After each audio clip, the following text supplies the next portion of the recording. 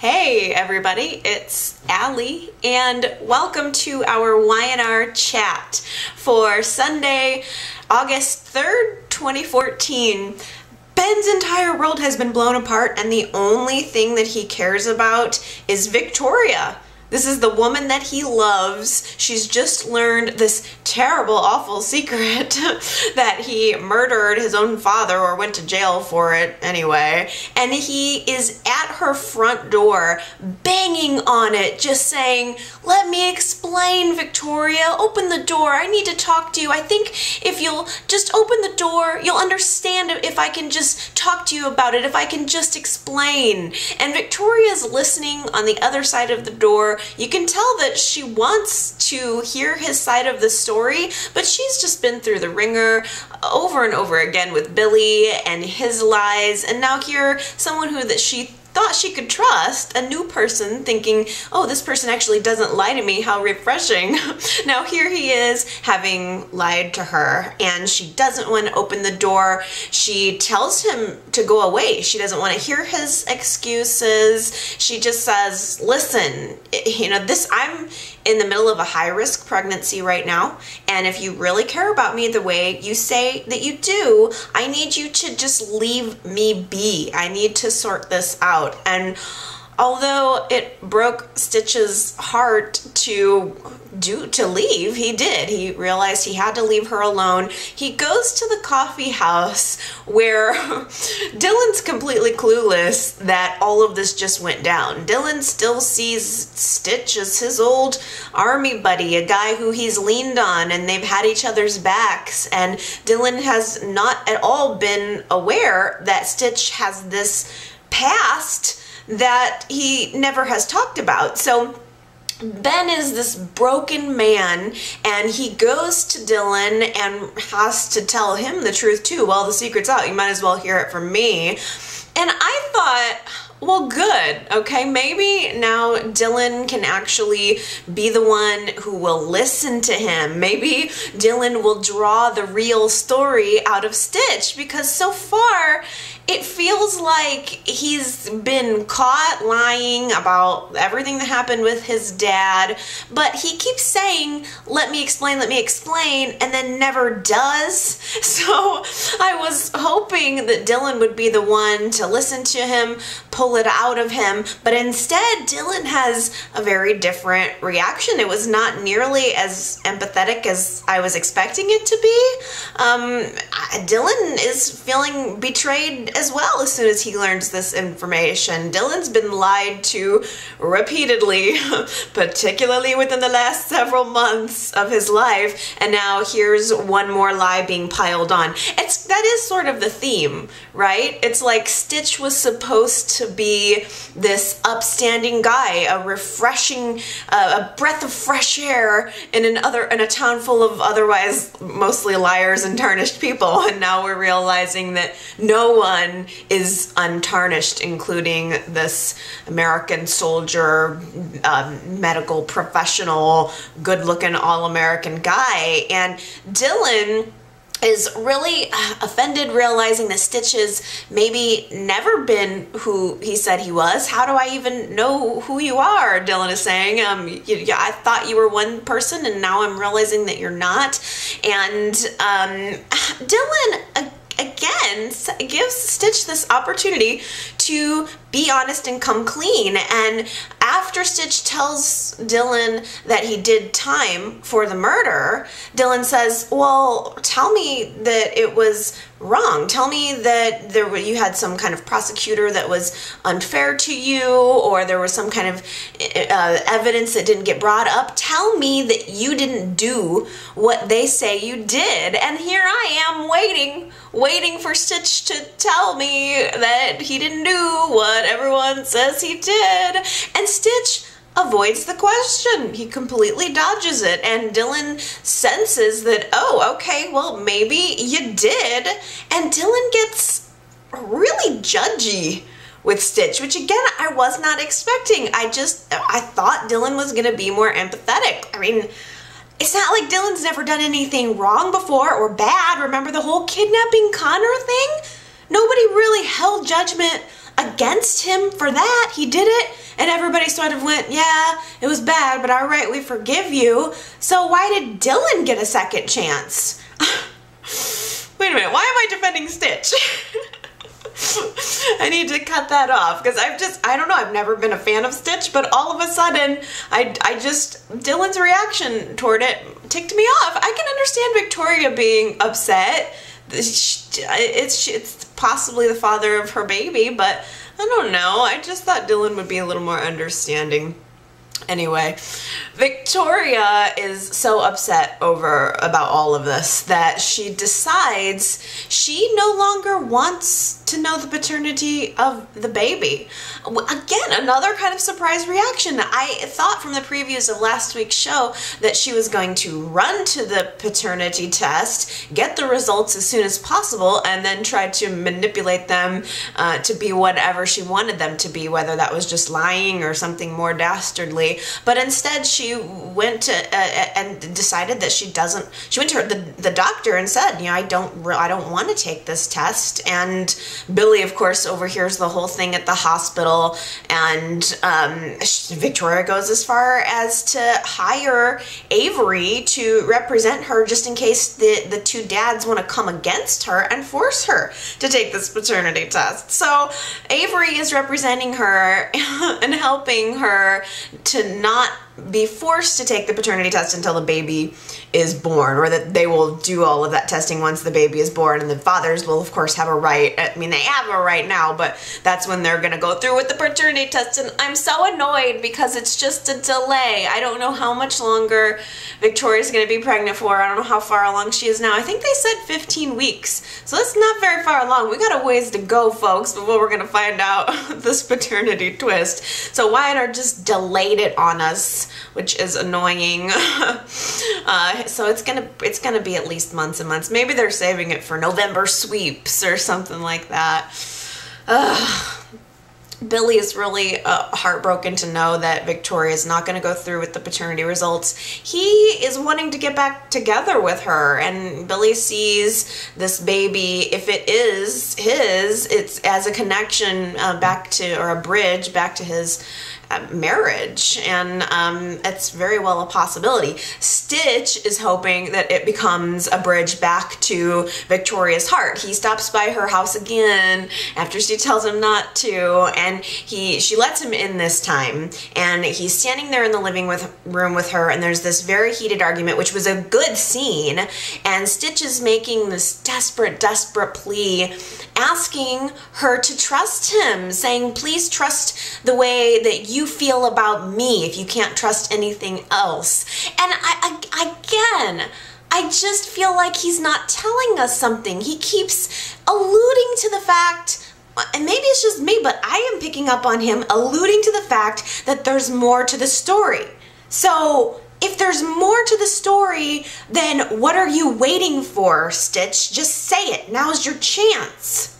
Kevin has been continuing to dig into Stitch's past, and he realizes that Stitch's initial lie is not the biggest betrayal or his biggest problem here. Kevin ends up handing over to Chelsea enough info on Stitch to completely bury him. Stitch has lied multiple times about his identity on any number of documents over the years, and it is certainly a punishable offense. Stitch could go to jail for a long time, and Kevin has compiled this information. He gives it to Chelsea and says, you do with it what you want to do with it. And here Chelsea is in that dilemma once again. Do I give this information to Billy and let him blow up Stitch's world and any chance that Victoria would be able to get with him? I mean, if Stitch is in jail, he's got no chance.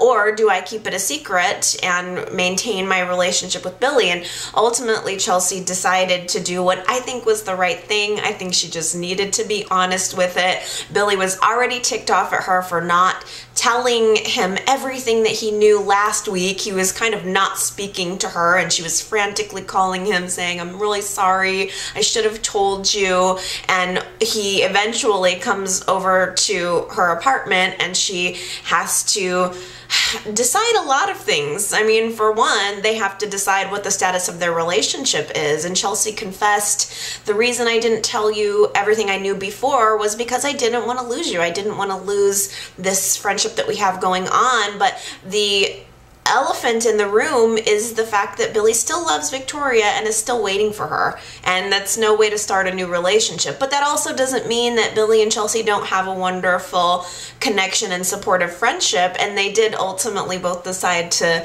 kind of just be friends with no more benefits. The sleeping together must stop. They're just friends now. And in that spirit, Chelsea hands over a folder with all of this information, all of the different ways Ben lied about his identity. It's basically a folder of evidence that Kevin has compiled, and Chelsea hands it to Billy pretty much just as Stitch is at the athletic club meeting with the chief of staff. Shoot, I forget his name again. Darn it. It starts with a B, I think. But it's Leslie's husband.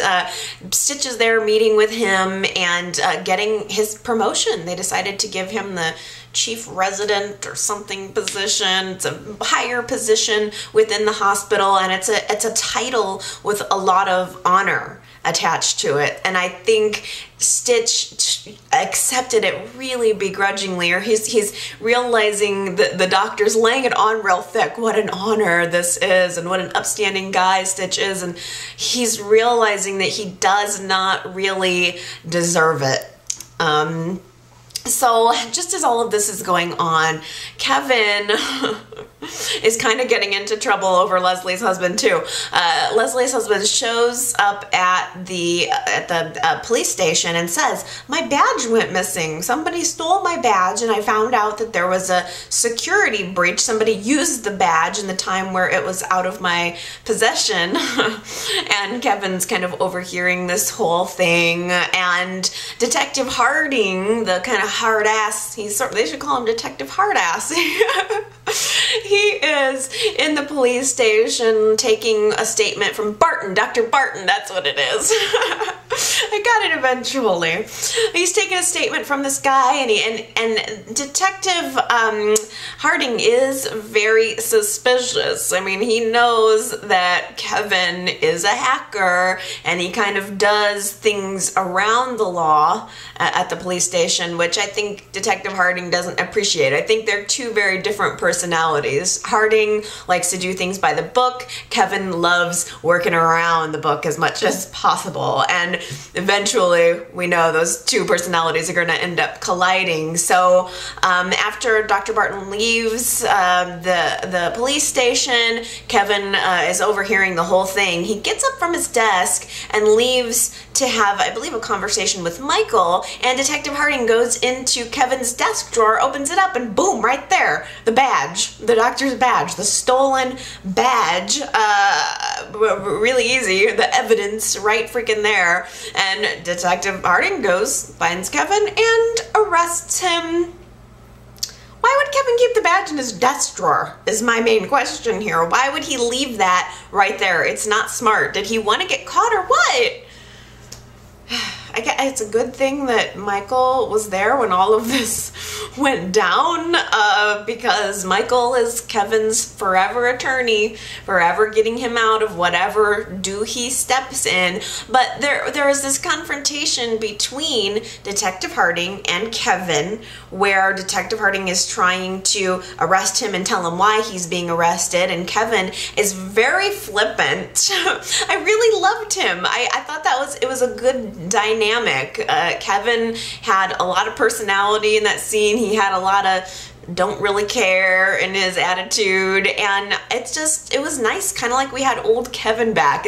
I think without Chloe, it's like Kevin got his manhood back. I really enjoyed it. But now he's facing jail time, and for someone who doesn't like being locked in a cell or a room or in a confined space, he's always finding his way into a cell somehow.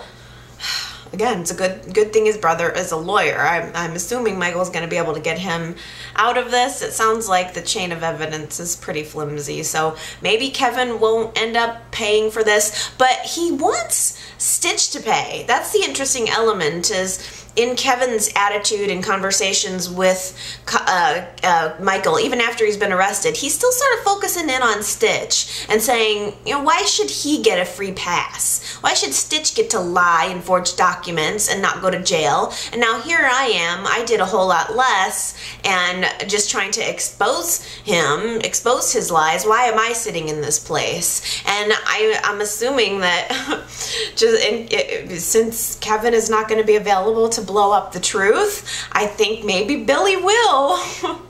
Or maybe he won't. I mean, Chelsea's handed him this folder of evidence. Billy marches into the athletic club where Stitch is still meeting with Dr. Barton, getting his big old promotion, and it looks like Billy walks right up there with the folder in his hand, asks to sit down at their table, and it seems like he's going to tell them everything. But there is also a part of me that wonders if Billy's going to back out. I think at the end of the day, there's a very strong possibility that Billy will realize there's at least a 50-50 chance that Stitch is the father of Victoria's baby, and if Billy blows up all of this information, makes Stitch lose his job, possibly sends him to jail, then that's a child that's going to grow up without its father in its life. And I kind of think that maybe Billy is going to have a little bit of heart. Maybe we're going to find that compassion for Stitch in the most unlikely of places. Or Billy's going to totally bust him in front of everybody at the athletic club. I'm not sure which way it's going to go, but I did see in the previews for Monday's show that Nikki and Victor show up at the club just as Billy's getting ready to drop the bomb, and Billy can't wait, and personally I can't wait to tell Victor what his precious boyfriend Ben has been up to. Jack has totally forgiven Kelly for not telling him everything about her family life. But the question is, you know, is she going to be able to forgive him? He is telling her he loves her, and in a dramatic way, you know, I didn't want it to come out that way, but I just love you and I want you to know. But Kelly has this moment of doubt, wondering, you know, can I really be with Jack when he did this to me, when, you know, when he went and kind of facilitated the information coming out about her brother. So she has this brief moment of doubt, brief moment of wondering, and then it completely goes away. She has a conversation with Lily, realizes how much she loves Jack too. It's so classic. It's like boy realizes he loves girl, tells her, it scares away the girl, and then they have a 5-second breakup, and then girl goes away on her own and realizes that she loves boy too, and so she comes back and they get back together. And that's exactly what happened. Kelly comes to Jack's house in the middle of the night and starts kissing on him in bed. And there's this love and love-making sequence where they both do realize that they are in love with one another. But the next morning, I guess it was, I don't know if it was the next day or a couple hours later, Jack's downstairs sniffing Phyllis's perfume. The bottle of red, I guess by Jabot or whatever it was, the Phyllis-inspired perfume. He's downstairs with this beautiful bottle. It's not your average perfume bottle. It's one of those ones that has the long, I don't know what that would be made out of, like silky string attached to it with the puffy ball that nobody uses anymore. But Jack is sentimental, and he's got this old school cosmetics company, and maybe they used to use bottles like, I don't know, I don't know why I'm zeroing in on the bottle, but it's just so weird. Like, Jack has to have it in a special kind of bottle. He is the owner of a legacy perfume company. So yeah, anyway, I don't know why that was significant to me, but he's downstairs thinking of Phyllis after having just had this love realization and love making session with Kelly. And Kelly comes downstairs, realizes what he's doing, and Jack has a moment of, I don't know, it's weird. It sounded like now he's having his moment of doubt. He's telling Kelly, you know, the truth is, I want Phyllis to come back. And I keep asking myself, what would happen with Kelly? What would I tell Kelly if, Phyllis did come back? And it really made it sound like Jack was breaking up with her. I thought he was breaking up with her in that moment, and she thought it too. She was devastated. She allowed herself to feel comfortable in the moment, and then Jack turns around and it sounds like he wants to break up with her. I tell ya, I just don't feel Jack and Kelly. I really thought I was going to, and I think a lot of it is I'm just not feeling Kelly. She didn't do anything wrong. It's just I'm having a hard time connecting. There's something so proper about her, I guess, that I'm having a hard time getting through to a humanity. And even though she's done a lot of crying this week, it's just, I'm having a hard time connecting in. So if they did break up, I wouldn't really even mind that much, but that wasn't it. Jack was, I guess, just it seems like YNR's doing that a lot lately. They're trying to make us think one thing and then they switch it over and it's actually something else, and that's what it was. Jack was making it sound like he was going to break up with her, and then he wasn't. He was actually coming to a realization that he has to break things off with his comatose fiance, and he's going to choose to move on with Kelly. And in order to do that, he has to say goodbye to Phyllis. So he decides he is going to go to Georgia to tell Phyllis in person, I guess to say goodbye to some extent, but I don't know if that goodbye is gonna end up happening, because those fingers of Phyllis's are moving a lot lately. Summer and Austin have a beautiful new luxury apartment. It was gorgeous. I enjoyed looking at it. It's all courtesy of Jack. Austin certainly isn't going to afford it on tips that he makes at the underground. Does anyone even go to the underground anymore? How can you make a living there? So Austin's not quite getting the jobs that he was used to getting, because everybody knows who he is, and he's probably not a secure hire, considering he's probably going to be going to jail at some point in the future anyway. So he goes to the underground and he decides to try to apply for a job. He has a little bit of a pep talk from Mariah, which I did enjoy that interaction. I was predicting that Austin and Mariah already knew each other, but maybe that's a connection that will develop a little bit more into the future. But Nick stops by his restaurant and Austin realizes, oh, this is Nick's club. I better just get out of here and forget about getting a job. But Nick decides to take a chance on him. Gives him a job. And meanwhile, Summer is at her new apartment and Nikki stops by. Let's see, she really pinned Summer. I really quite enjoyed it for not inviting her to the wedding.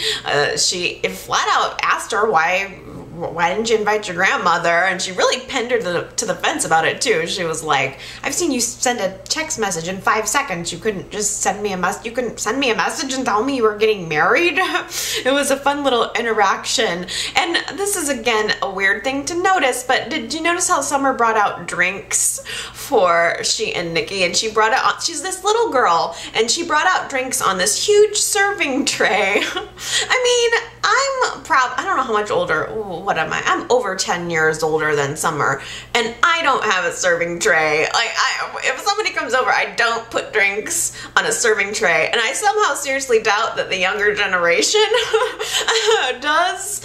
Maybe that's just part of being a Newman. You have to learn how to hostess, and I don't know why that moment struck me, but it was just Summer being a good little hostess, but the way she was carrying that tray was so awkward. I imagine if you grow up Newman, there are certain courtesies that you have to follow, or certain, I don't know, like, did she have to go through cotillion and all that stuff? I don't know, to be a proper little rich girl. I don't know. But as Summer and Nikki are having a chat, Austin shows up to tell Summer all about his new job, and Nikki doesn't mind reminding him that he's on his final warning with this family. You shoot the father of my son and well, if you do that again, I'm gonna be really mad. Nobody wants to isolate Austin because he's Summer's husband. Otherwise, they would never give him a second thought. But they're trying to support her by not viciously attacking him, I suppose. Summer and Austin have a little moment, a brief moment together alone in their new apartment. I wonder if she's pregnant already. Because there was a scene where he asked her, we didn't see it on screen, but I guess she cooked her first meal for him, and it was some god-awful concoction like pickle juice and marshmallows or something weird. Like, who would ever think of doing that? It sounds like pregnancy food to me. Like, if she thought that tasted good in her mind, I just wonder if she's already pregnant. I don't know. But it's really going to be difficult. I mean, I think that's exactly what's going to happen. I think Austin it's going to be time for his trial, and everybody's probably going to know that he should go to prison for what he did, but Summer's going to be pregnant, and so the Newmans and the Abbotts are all going to rally around and get him out of jail, get him out of these charges, or have him do community service or whatever. Nikki will probably appeal to Paul and Christine to Nikki will appeal to Paul to not press charges, and that will really tick Christine off, and that's going to be a further source of contention between those two women. Yes, I think that's exactly what's going to happen. Every time anybody mentions Austin and prison, Summer just dunks her head down into the sand and pretends like it's not happening. It's not healthy at all. But I think my prediction's pretty well gonna come true. Because why else would we be seeing all of this support coming from the Newmans and the Abbotts? Even Victor stopped by Summer's new apartment to give a healthy dose of drama. Very cute scene between Summer and Victor, and Austin is the outsider. But Victor tells Austin, you know, we're watching you, but you know, I appreciate that you at least know what you did was wrong, and yada yada. After Austin leaves, Victor gives Summer a wedding present, and it's a gorgeous strand of pearls, which I thought was very touching. It was nice to see how much Victor cared. It was nice to see Nikki and Victor both building that relationship with Summer, even though they think she's not technically their granddaughter. They're not letting that relationship drop, and I found Victor stopping by to see her very, very touching. Oh yeah, and he also happened to need to find out who has medical power of attorney over Phyllis. Sharon has a horrible nightmare this week. She dreams that Nick erupts at her. It came out of nowhere. It was one of those scenes where is it reality? Is it a dream where they trick you? They don't give you like the foggy dream camera vibe. It's like the show starts out and Nick is so angry at Sharon, saying our whole life is a lie. Our family, our happiness, it's all a lie. And then he even picks up a picture, throws it across the room violently, and it smashes into a million pieces, and then Sharon wakes up and it was all a dream. I mean, I was glad that it was all a dream, but I was shocked. They showed a preview of it at the very end of Monday's show, and I'm like, oh my gosh, is a secret coming out? I was almost tricked, and then I realized, no, it can't be, it's a trick. That's shady business, Y&R. Trying to trick me with that. But it's gotta come out soon. It's got to. Sharon's having flashbacks of that creamy nude lipstick tumbling down the stairwell, and she's trying to put together what it means. She goes to see her therapist, and she bumps into the diagnostics room door on her way. It just so happens that the paternity lab, diagnostics lab, it's right across the hall from Sharon's quack therapist, and Sharon sees the diagnostics on the door, and she has a flashback of her going in the door, and she's of course wondering, why would I have been in there? I don't understand it. So she goes into her therapist's office, asks the therapist to hypnotize her. I hope this isn't me being ignorant about modern psychology, but why is Sharon seeing a therapist who practices hypnosis? Is this still a legitimate form of psychological therapy? when I think of hypnotism, I think of guys at parties. That guys that you hire for a party, or a guy on stage doing a hypnotist show and he hypnotizes somebody in the audience and they think they're a bird for the next 5 minutes. Is that really legitimate? Does anybody know? Because it's so dumb and I hate that it's happened. I hate hypnosis. I hate hypnosis scenes. I hated it when it happened to Eden. I hated it when it happened with Sharon. I hated it the million of other times it's happened on the show. It's cheesy. It's so over. It's not becoming of a sophisticated daytime drama that YNR is. Also, I dislike the actress who plays the therapist. I don't know why, but she creeps me out. There's something in the way she talks, moves, acts. I don't like her. Why can't we have Miss Sassy? Remember Sharon Sassy? A therapist? She would have been awesome, and I bet you she wasn't practicing no hypnotherapy. So anyway, the therapist is not really able to hypnotize Sharon. It's really going to be up to Sharon's conscious mind to figure this one out. After her appointment, Sharon runs into Nikki in the hallway, and Nikki was unusually civil towards Sharon, just acknowledges how nice she's been to Summer. Summer had mentioned during the conversation with Nikki that Sharon has been really there for her, and so Nikki takes this opportunity to thank Sharon for being there for Summer, and saying, she even says, and you're there for Nick, and I know it's been very hard for everyone since the paternity test results. Ding ding ding ding ding. The paternity test results.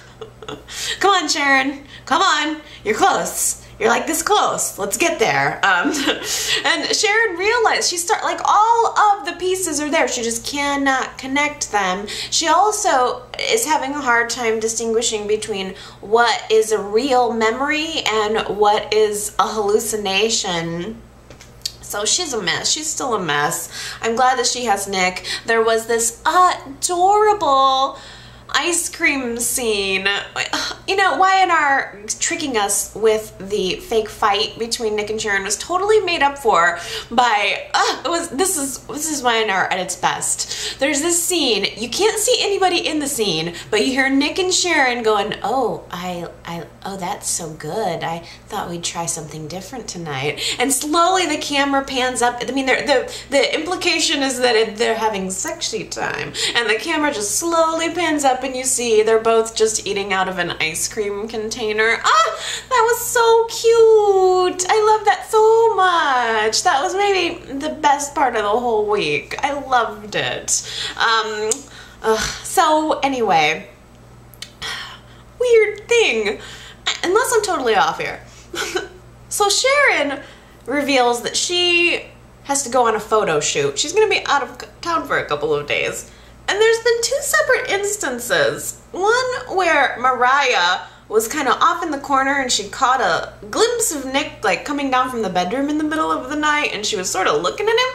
And then later at the underground, she's talking to Austin and addressing the fact that Summer doesn't really want Austin working with Mariah, and saying, Mariah says, you don't have to worry about me having eyes for you. I've got my eyes on somebody else. And she turns around and kind of smiles, and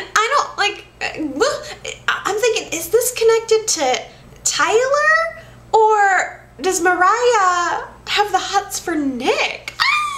Okay, tell me if I'm wrong.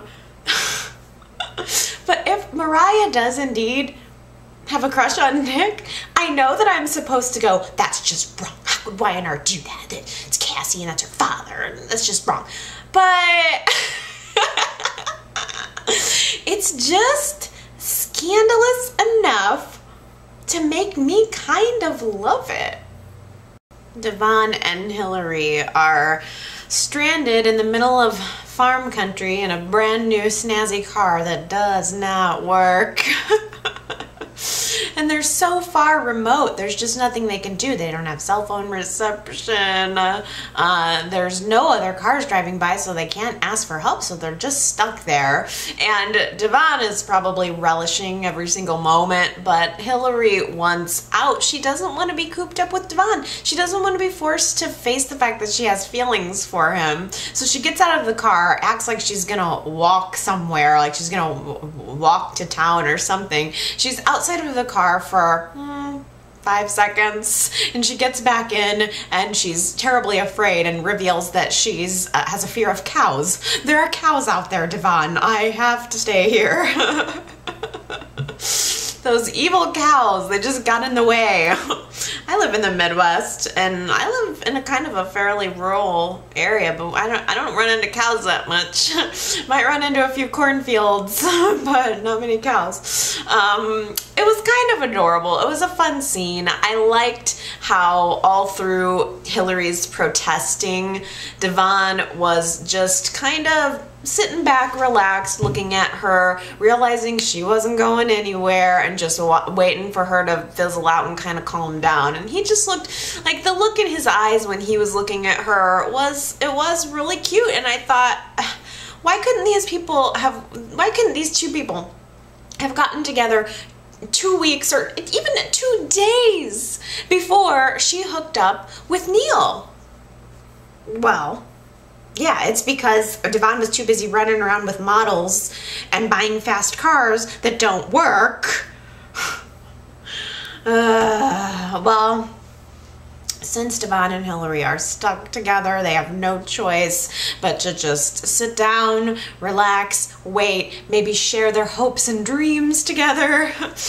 Hilary reveals that she loves to dance, and maybe just kind of like Drew. I don't know what it was about her saying she loved to dance, but it really struck a chord with Devon, and he said he like stood up and gave her his hand and asked her to dance, and they had a beautiful dance underneath the stars, no touching.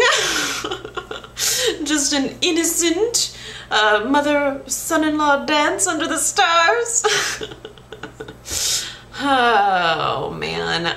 The next morning, everyone's worried. They've been, Devon and Hilary have been missing all night. Neil's trip magically got canceled. He's back at the apartment. He's called the cops. And the second Neil's at his apartment with the cops when Devon and Hilary come in. And I mean, Devon is like frantic. Neil's like frantic. He was seriously thinking something went wrong. It was kind of funny because Neil seemed happier to see Hilary than Devon. He goes, "Oh, Hilary, I'm so glad you're okay. You too, Devon, whatever." But it was literally that. So the cops are there. Devon's like, "God, you called the cops? That's kind of ridiculous." Probably the cop took one look at the situation and knew exactly what had happened. Like, "Neil, dude, your wife is the same age as your single son. What do you think happened all night?" So while Neil was worried all night, Kane was worried all night too. As soon as he found out that Hilary and Devon never came home, immediately his brain is going, "Oh my gosh, they slept together. They almost slept together the other day." And when Kane finds out that everything's fine, Kane confronts Devon at the athletic club, and I actually really liked that scene. Kane says to Devon, "I'm worried about you. You're steps away from sleeping with your father's wife." And Devon, of course, has this, "What do you care? It's my business" sort of attitude, or, "I've got it under control." And Kane is just like, "Listen, I don't like lying to my life. I don't like lying to my wife for you." And I liked Kane's intensity in that scene. He seemed like he's the only one that knows the whole truth about this situation. He has a very valid and clear opinion on it. And I liked the way he was kind of asserting himself, because ever since Devon got all that money, it seems like nobody really wants to assert themselves with him. So I appreciated Kane's desperation in that moment. Lily is desperately trying to matchmake Devon to make him happy. She's trying to put Abby and Devon together, set them up on a date. And I think Devon is realizing that maybe he does need to at least attempt to move on if he can't have Hilary. And he and Abby have always gotten along. So Abby and Devon did schedule a date this week. It's going to help Abby get over Tyler as well. So I imagine they're going to be next week out on a date, and at the same time Neil and Hilary are going to show up, and there's probably going to be a hey, join us sort of moment, and it's awkward at the table with Neil and Abby having no idea what's going on while Devon and Hilary are making goo-goo eyes at each other. It almost seems like Hilary is finally coming around and finally realizing that she does have feelings for Devon. I mean, as soon as she gets home, Neil wants to snuggle with her and smooch on her, and she pulls away from his kiss and runs away. I think knowing that she can't kiss Neil when she really wants to be kissing Devon, and I wonder if the catalyst is going to be Hilary realizing that Devon is trying to move on. How is she going to handle seeing him with someone else? Okay, you guys, I've been struggling through a cold. I've got a really sore throat, but I wanted to do a video, but I think I'm going to cut it short this week. It's so like me to get a summer cold. I seem like I get one every year, but my throat's really been bothering me the last day or two, and I think I'm just going to go take some cold medicine and take a nap. So sorry for the shortness. I will also say the bad guys figured out that Colin gave them a fake necklace, and he again had the opportunity to tell Jill the truth, and he didn't. So we're gonna have to, I guess, deal with more lies between Jill and Colin next week or within the next coming weeks. We'll have to see about that. I wish I still had more Y&Rs to watch, because I just keep watching. I'd lay in bed and snuggie up with my Alka-Seltzer cold, and I'd watch more Y&Rs. So, maybe I'll just do the first two things. Okay, guys, I'll see you next week. I love ya. Bye!